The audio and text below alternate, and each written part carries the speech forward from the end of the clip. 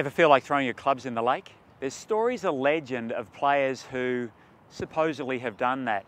The trouble is, I've heard so many stories of exactly that same thing. They've thrown them in the lake, they forgot to take their car keys out, they had to go back in, they've got the car keys out and thrown the club back in the bag. I bet you've heard those stories before yourself. There are so many things that will cause us to sabotage our rounds and maybe get to the point of thinking of doing that.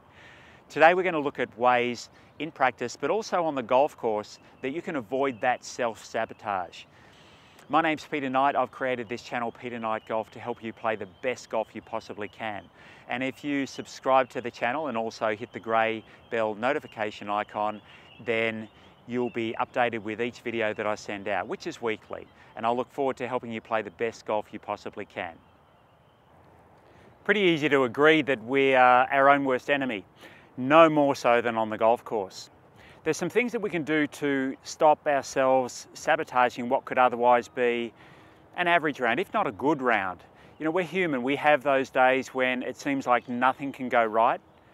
But really, if we allow ourselves to just follow a few steps through practice and play, we can easily avoid those disastrous situations. The first of them is the number of thoughts that you have. Ideally, when you're playing golf, as an ideal, I'm not suggesting it's the right thing to do, is to play with no swing thoughts. Very few golfers ever do that, even the best players in the world. There's usually something that acts like a mortar, if you like, just to keep the swing going together. So if you do have a swing thought, that's absolutely fine. Now here's the critical thing. Don't jump from swing thought to swing thought, particularly when you're on the golf course, because often you'll find that one swing thought and then changing it doesn't necessarily lead to any form of improvement, which creates a frustration. You don't know what's going wrong, you know something's wrong, you don't know what it is, and you don't know how to fix it. Perfect recipe for frustration. If you do have a swing thought, then it's best that it's one that your coach has given you. There'll be a reason for the coach giving you that suggestion, and it may be that you don't see an immediate improvement, and usually that's because you're not quite doing it to the standard that your coach is expecting of you straight away. And of course that's quite normal. It will take some practice sessions. With most things though, with information that you get from your coach, it should mean that you'll have an immediate improvement, even if it's only small, and that improvement will grow as you continue to practice and play. The third thing is that when you're playing is don't allow yourself to respond to a poor shot. Now, it's impossible not to. You hit a shot, you've got the feedback from the club face, and you've got the sight of the ball flying somewhere you don't want it to fly.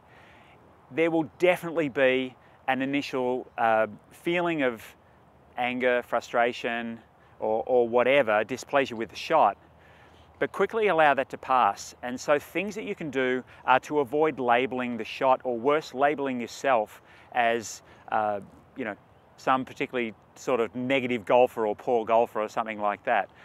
It's a skill to practice, but if you watch the shot just as if someone else has hit it, so you're not actually getting caught up in the emotion of it. Like I said, the initial kick of emotion is quite normal, but then from there, let it pass. You know, breathe, have a look around you, watch where the ball goes because you've got to play it again, but you're not getting caught up in the emotion of the result of the shot. Then, even before you put the club back in the bag, just remind yourself of what your job is. My job on this shot was to do, you know, something rather with how I'm holding the club, setting myself up, a movement in my swing. I'm trying to get the feeling of what that correct movement is, and then acknowledge that you've then got it, club back in the bag, and off you go. The final thing is to, in practice, this is more a practice thing, but it's also a round thing, is look for feedback. Now you're going to get feedback every time you strike the ball. The club face strikes the ball. You get the feeling of either nice sweet shot, or there's some sort of vibration or twist from an off-center hit. Club may or may not meet the ground correctly. So there's a number of things that can go. When you're practicing, let's say my main practice at the moment is to try and catch the ball more out of the center of the club face. This is an example, but you would do the same thing with anything that you're practicing. Then when I play a shot, I'm going to monitor what the quality of that contact is like. So if my thought is when I'm playing a shot, all I'm really doing is I'm just monitoring the quality of contact. Am I hitting the ball out of the center of the club face?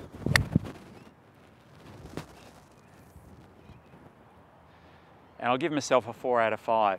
Tiny bit low, but quite out of the center, and the ball went where I wanted it to go.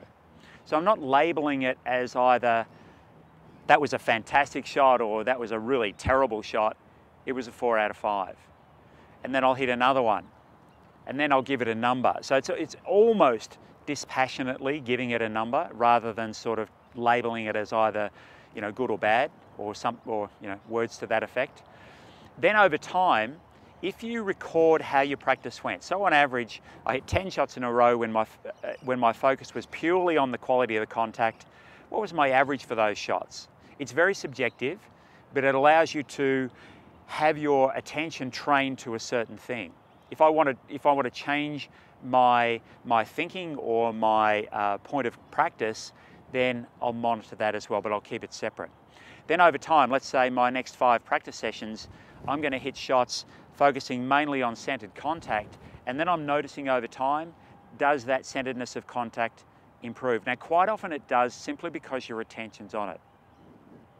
So to stop sabotaging those rounds, when you're playing, have one practice thought. Ideally, it's something that your coach is having you work on at the time. Try not to respond too much to the quality of the shot, the quality of the strike.